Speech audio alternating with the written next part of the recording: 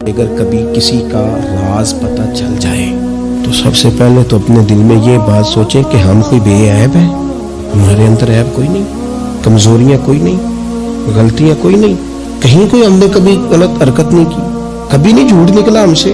بھائی معصوم تو فرشتے ہیں یا نبی ہیں؟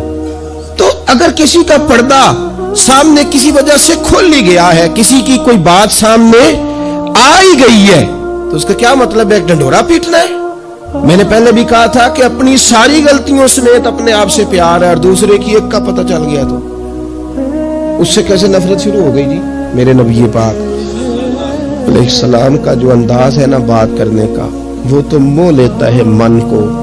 ابن ماجہ کے لفظ سنیے، نبی پاک علیہ السلام نے فرمایا کسی کی برہنگی اگر کہیں سے کسی کا کپڑا ہٹ گیا ہے تو دنیا میں اسے چھپا دے، رب قیامت میں تیری پردہ پوشی کر دے۔